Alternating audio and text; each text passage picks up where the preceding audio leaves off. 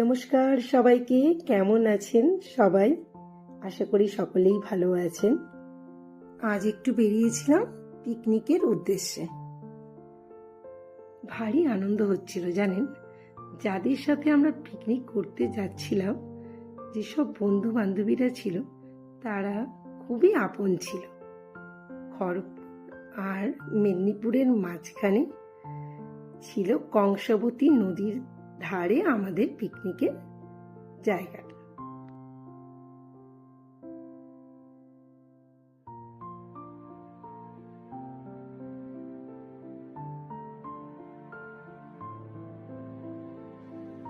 চলুন এবার প্রায় চলে এসেছি। আর ওখানে আগে থেকেই সবাই পৌঁছে গেছিল প্রায়। আমাদের একটু দেরি হয়ে গেছিল যেতে।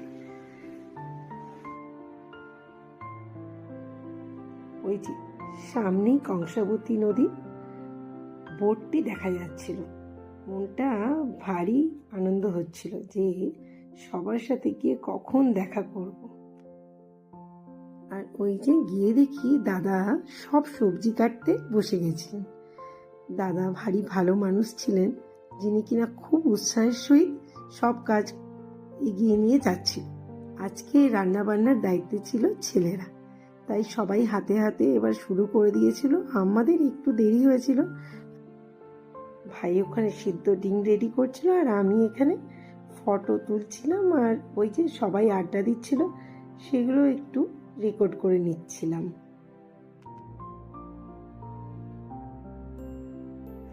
এখানে সবাইকে কোল্ড ড্রিঙ্কস দেওয়ার জন্য রেডি হচ্ছিল। আর এই যে মাংস কষানো হচ্ছিল, এখানে মাটন কষা হচ্ছিল আমাদের।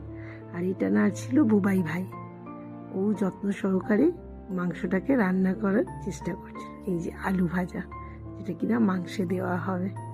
ব্যাস প্রায় কমপ্লিট। দাদা এখন লাস্ট ফিনিশিং দিচ্ছে। একদম মাংস রেডি হয়ে গেছে প্রায়।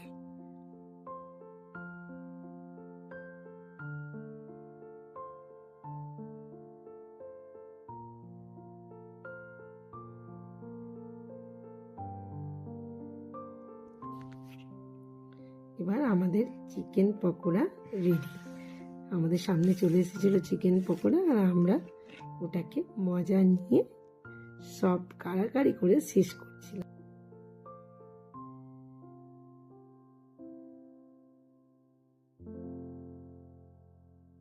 আর এদিকে রিঙ্কি সবাইকে ডাকছিল ডান্স করার জন্য। পিঙ্কি তো ডান্স শুরুই করে দিয়েছে।